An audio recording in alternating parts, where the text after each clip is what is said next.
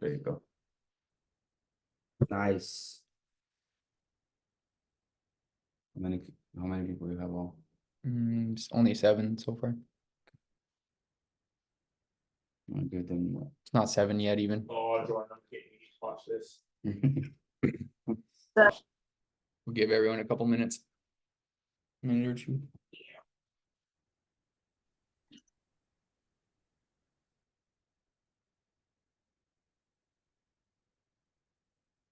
Glad I fixed your kids' sheets today. That was so fun today.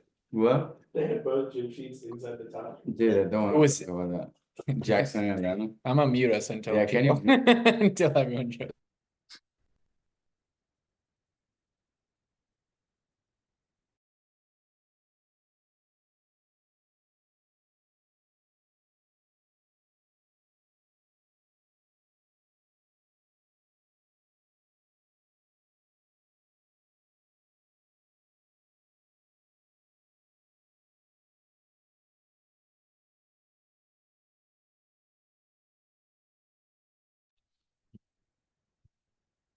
Okay, guys, we're just gonna wait till like one or 2 more minutes, and then if you're later than that, we're not waiting for you. We'll record this for everyone who misses it. We'll wait till 7:01, 7:02.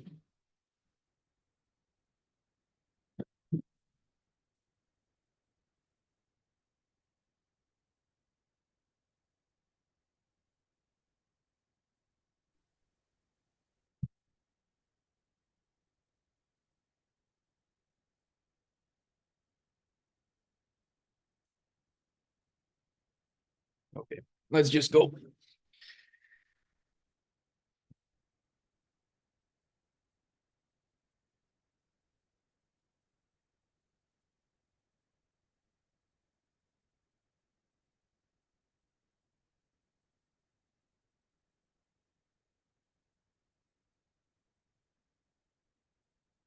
Okay, guys, we'll start up and then yeah. Let's go here.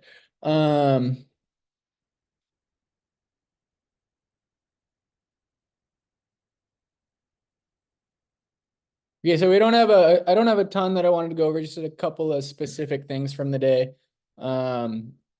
We talked, if you were made yesterday's Zoom or saw that, which I think I think there was a lot of good stuff there that you should have seen. You'll be tuned in to what I'm going to show you right now, which is where we were today. So for today's practice racing, I was right here, just slightly to the course right of where the race committee's been setting up every day, which is right here. I wanted to be where they were, but I had a small anchor that I wasn't sure it was going to hold. So I went for just a little bit of shallower water. It's probably also kind of cool that you could see that's exactly where the transition was between the deep, it's 27 feet here, 36 feet here. That's at low tide, right? And then even down to just 11 feet course right of where I was. That's a very significant change in water depth there, right? And so obviously a significant change in current.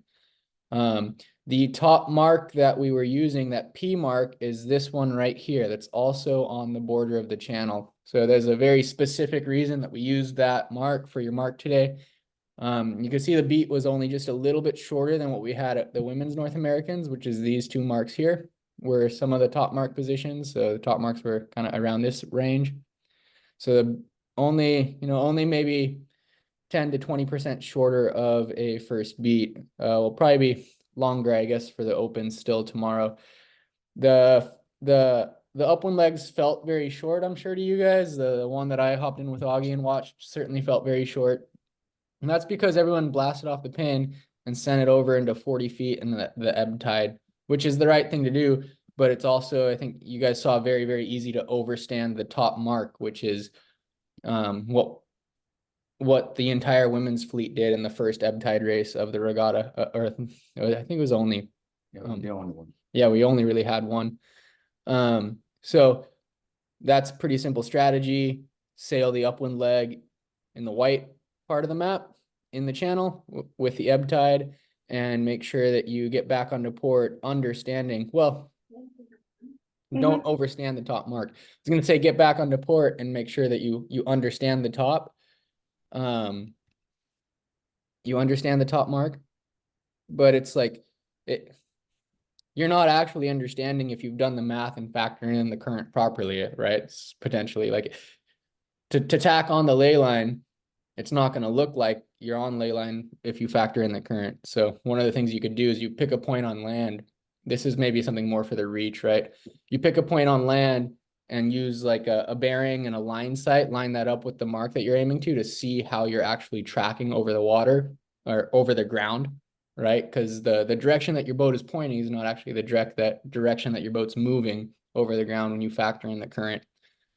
So yeah, we're very specifically set up where we did today for a lot of reasons. One is that's where the start line is going to be for the race, but also we wanted you guys to find the channel, and I wanted you to find this P mark and know it, because you should be using it as a reference to know when you're in the channel, when you're out of the channel in the shallow water.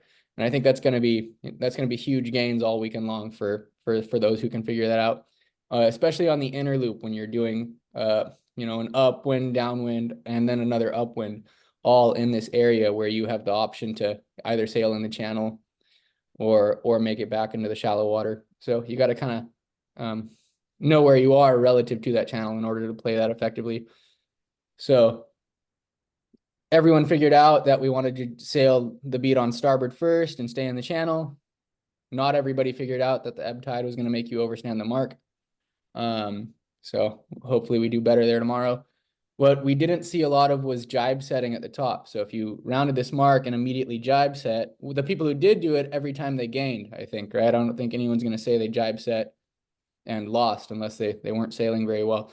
So if you jibe set, if you round this mark and immediately you jibe into that shallower water, you should have been making some major gains. And we did see people make major gains who did that. I'll just switch the view real quick, because in my briefings, I always on the whiteboard draw the wind direction as coming straight down from the top of the screen. So here's a view of it lined up with the wind direction. Here was a top mark today, or here was a start line today. Here's the top mark. So kind of a cool race course in the sense that you've got a line dividing the middle of the race course into a deep water channel on the course left and a shallow water channel on the course right. So I was really trying to get everyone to find their bearings and have an opportunity to understand that and see that. There was no obvious change in water color today. There was no current line or visible current line on the surface that we could see that we had seen in some of our practice and race days earlier. I think the windier it gets, it's harder to see that. It's also a lot harder to see this P mark in the breeze than it was in mellower conditions. But if you can spot that and find it, you're going to be found on the race course when other people are lost. So P mark was the one you rounded today. I don't know if anybody noticed this mark over here. It's kind of far away. It's like maybe 500 yards, which this one's the only significance of this mark is it's a reference point to find this one, right? And then there's been a third mark. It's not showing on this chart directly downwind to this one. So if you can find these three marks, if you can find any of these marks, you can, find the other marks, and their relative positions will help you to find P mark. And you will know exactly where you are in or out of the channel on this race course. Tide today was a 248 low. These notes are from yesterday, so tomorrow's today. So it was ebbing up until 248. When it started to transition, we had every start that we had, the fleet got better at not being over, but also because the ebb tide was starting to die down and reduce a little bit. So factor that into the start. What's a good strategy for cranking ebb tide is what's a bad strategy is probably to start near the middle, because you're not going to be first row without very, very seriously risking being OCS. And then if you are OCS, it'll be harder to tell because you're in the middle of the course. That was, for the most part, everything I wanted to go through. Augie has a couple things in terms of actually sailing the boat that he'll touch on. And then timing. While I'm talking, I'll just knock the timing out. We'll go out of order here. the coaches all have to do a coaches meeting at 9:15 where we'll catch up with the organizers and the umpires and just get all on the same page with them. That'll last a little while, and then we'll have our team meeting between 9:45 and 10. We should probably just make a decision and say a time. Well, let's say we'll go 9:50 officially for a team meeting. I don't know if that's for my group. I don't know if I saw 9:42. yeah, we'll see if We'll be there. I don't know if we want to have a massive meeting or split meetings or whatever, but the SoCal coaches are all going to get the fleet splits and figure out who's in what group, everyone taking their main core group. But if you have a sailor that's not in your core group, someone else, they'll still have a coach that's watching their race specifically no matter what, which I think is cool. There's harbor start is at 10 a.m., but what's really important is that the first warning is at 12:30. I know, I heard. Only takes you 30 minutes to get to the race course. Only really need to be on the race course, I think, an hour before that first start. So as long as you're leaving the dock before around 11 o'clock, you're totally fine. So don't get too fussed about being late to the harbor start. But just, well, your team's coach or whoever's telling you will coordinate that. Check your tanks after every day of sailing and heavy air, especially if you flipped and, dry your boat out overnight. You want to start every day with a perfectly dry boat, both inside and outside your tanks. Know the safety checklist that they covered at the skipper's meeting. And then sailors, it is your responsibility to have read the sailing instructions and make sure you don't get caught out on anything tricky or weird there. So safety checklist, sailing instructions, class rules, stuff like that. It's not that we're not going to help you at all. We just want to emphasize that that's entirely your responsibility. So make sure that you take care of that. At the Women's North Americans, my group sailed from the finish line immediately to the start line. This was in the flood tide when the flood was pushing everybody away from the start. And that was an awesome routine. We sailed from the finish immediately to the start and then went into split tacks. And we started our split tack exactly on this line. We sent a boat this way and we sent a boat this way for a minute and a half. And as we got more into the tidal transition, we were able to see the influence of the channel take more or less effect depending on the tide change. So that might be my routine specifically for me. I thought that was a good routine. And then we have other coaches who will help you do other things, but that was quite cool. Sometimes it's obvious and we don't need to do that split tack. The channel influence is super obvious, but it's more on the transitional time periods. So I'll probably run that routine during tide transitions throughout the regatta, meet above the committee boat, do a split tack. And that's something you could potentially do even without a coach, just get there and get a quick split tack done. But the other good point there is what we don't want to be doing is luffing below the starting line, not doing any pre-start research, never going upwind, never checking the line, and thinking that just because you've stopped by the coach boat, your pre-start process is accomplished effectively. What you should be doing, finish that race, go straight to the start line and go to work for the next race, right? You gotta, take a little break, but don't take that break far away from the starting line. Get to the starting line and figure out if it's a crazy ebb tide, don't let it push you halfway up the beat. Stay in the zone, right?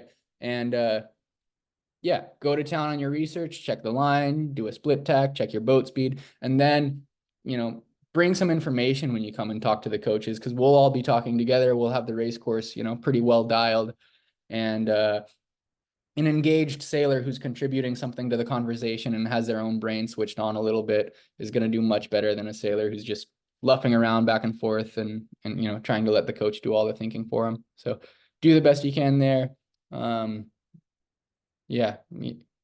you're an adult sailor who doesn't have a coach going to it, like a high level regatta, you're not sitting around between races. You're doing Research. you're doing your pre-start research, you're doing your work. We've seen a lot of regattas where it's like the four boats that are upwind before the start line, even into the first few minutes of the start sequence, are the ones who end up winning the race, right? And that's no surprise. It's because they're the last ones who have done a wind check, and they haven't lost the rhythm of the wind oscillations back and forth. So take it upon yourselves to try to do the best job you can there. Augie, do you want to take it over from there and go over your notes?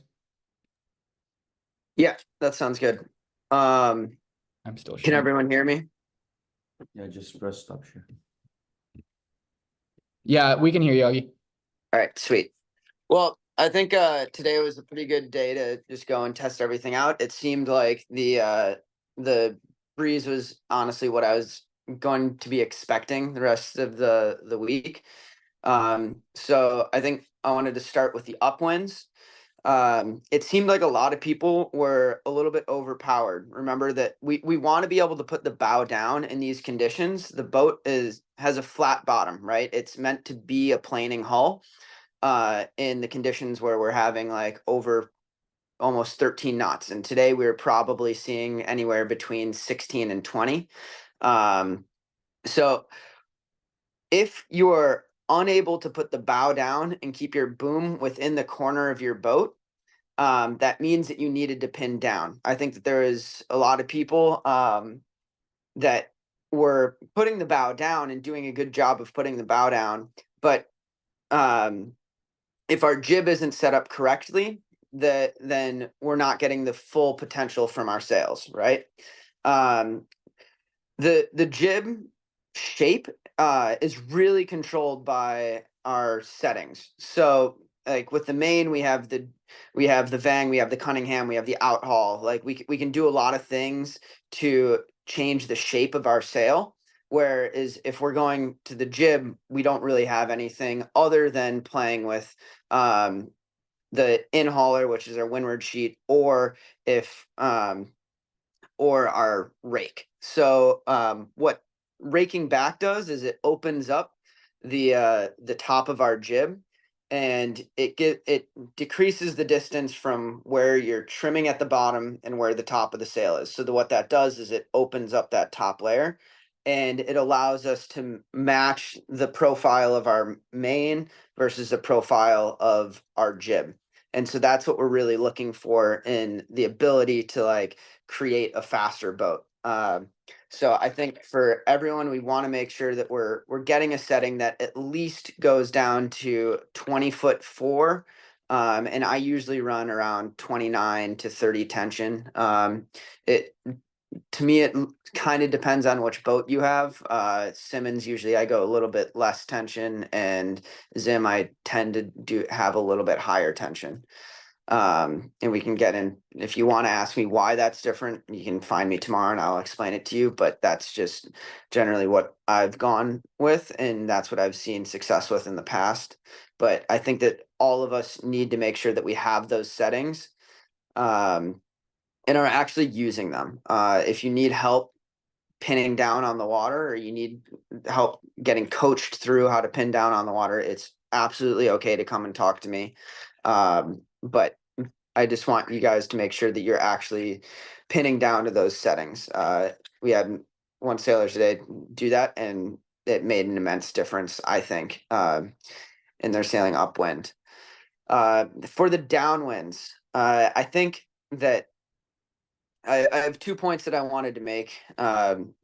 One is that when we're moving the pole forward and back, we should always be leaving it cleated once we're done adjusting.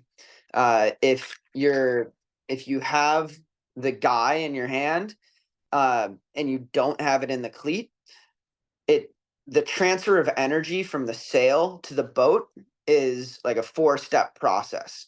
If it's in your hand, the wind is going into your sail, then into the rope, then into your arm, then into your butt, and then into the boat.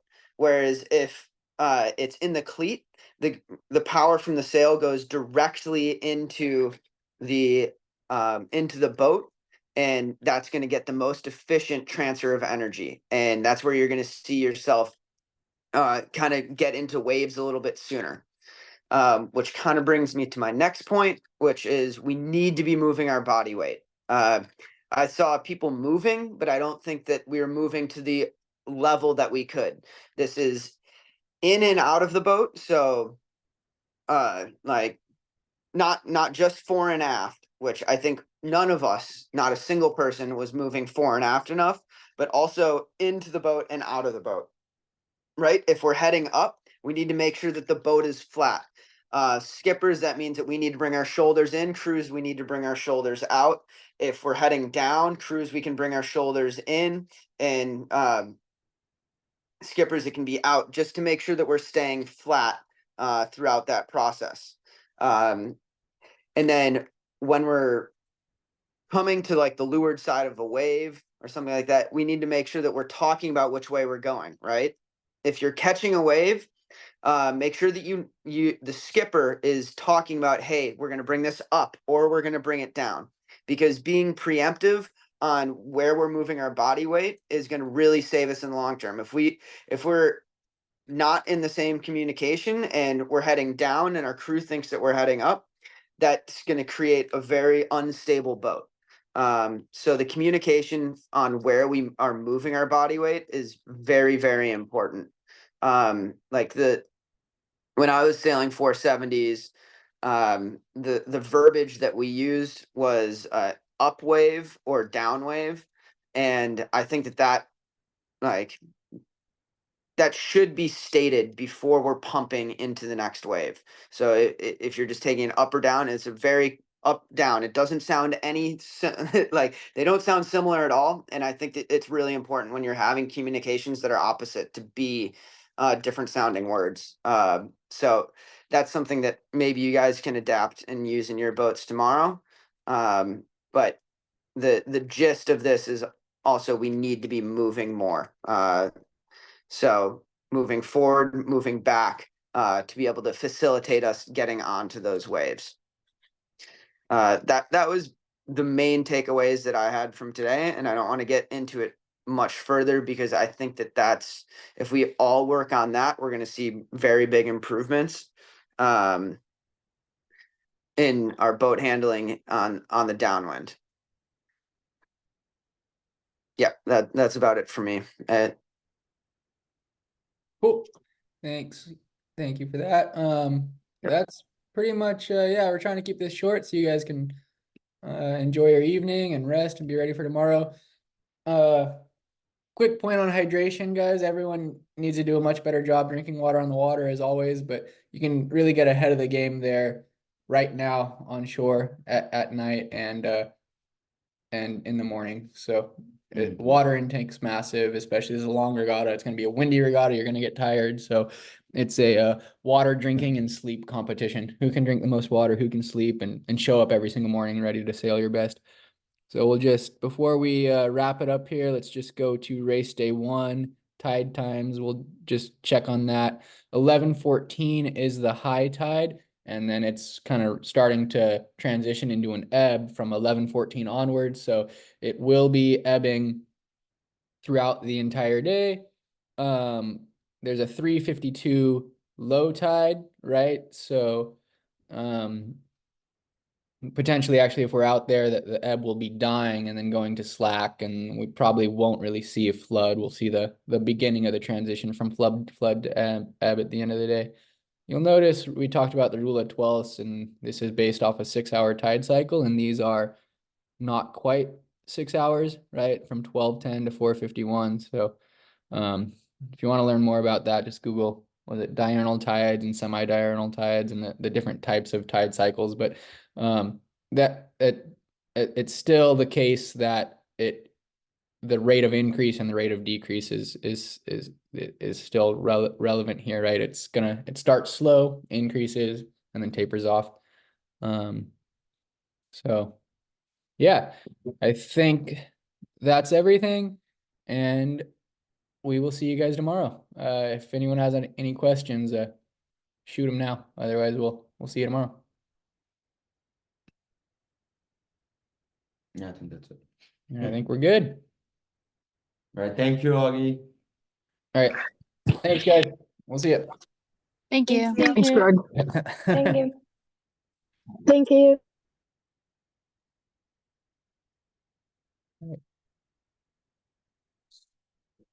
That's it. And on the bottom right, Is that gonna end the recording though? Do I want to make sure I end the recording first? so stop recording.